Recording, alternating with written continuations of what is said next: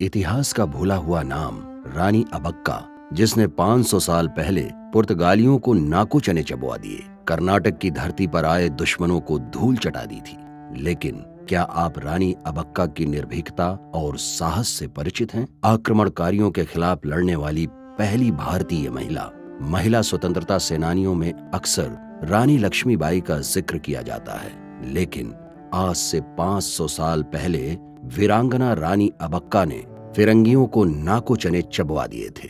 देश में औपनिवेशिक आक्रमणकारियों के खिलाफ लड़ने वाली पहली भारतीय महिला थी। कर्नाटक के उल्लाल नगर के प्रसिद्ध चौटा घराने में जन्मी रानी अबक्का का पूरा नाम अभया रानी अबक्का चौटा था।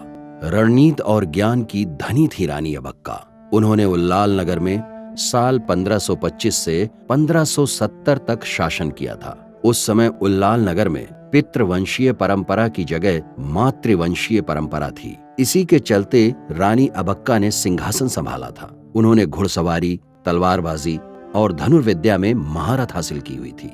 इसके अलावा उन्हें प्रशासन को कैसे चलाना है और कैसे एक मजबूत रणनीति के तहत अपने साम्राज्य को चलाना है, इसका भी बखूबी ज्ञान था। माना गया है कि उनकी रणनीति दुश्मन को अबूझ बनाए रखती थी। रानी के शासनकाल में व्यापार से फल फूल रहा था उल्लाल। रानी अबक्का ने मंगलोर की बंगा रियासत के राजा लक्ष्मप्पा अरसा संग शादी की थी। पति से रिश्ते खराब होने के बाद अलग हो गईं और वापस उल्लाल आ गईं। रानी अबक्का के शासन के समय उल्लाल से मध्य पूर्व के देशों को मसाले, चावल और कपड़े का निर्यात किया जाता था। उनके शासनकाल में पुर्तगाल के व्यापारी हिंद महासागर के समुद्री रास्तों पर कब्जा कर चुके थे। 1525 में उल्लाल में दाखिल हुए पुर्तगाली सन 1525 में पुर्तगाली उल्लाल पहुंचे और वहां उल्लाल के व्यापार को कब्जाने की फिराक में थे और उनके पति ने भी उनका समर्थन किया। लेकिन फिरंगी कहां उनके आगे टिक पाते। साल 1525 के आसपास पुर्तगालियों ने दक्षिण कन्नड़ के तट पर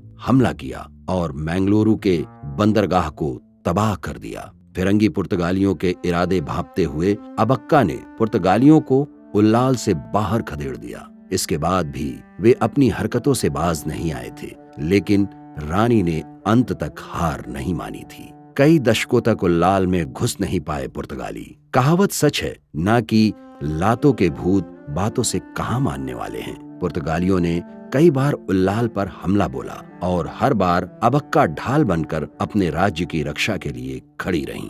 रानी अबक्का ने पुर्तगाली व्यापारियों की सेना को 1-2 साल नहीं बल्कि कई दशकों तक उल्लाल में घुसने नहीं दिया।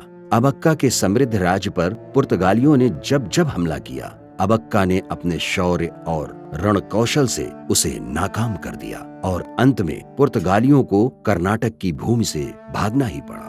अब रानी अबक्का ने अपने राज्य में हिंदू, मुस्लिम, जैन सभी धर्मों के लोगों को बराबर सम्मान दिया था और उन्हें एक न्यायप्रिय शासक के रूप में देखा जाता था। माना जाता है कि रानी अबक्का लड़ाई में अग्निबाण का उपयोग करने वाली आखिरी शख्स थीं।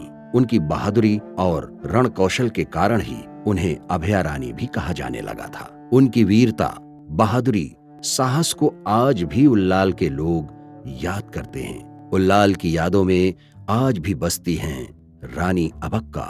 रानी अबक्का की याद में आज भी उल्लाल नगर में वीर रानी अबक्का उत्सव का आयोजन होता है। इस आयोजन में बहादुरी की मिसाल पेश करने वाली महिलाओं को वीर रानी अबक्का प्रशस्ति पुरस्कार से सम्मानित किया जाता है।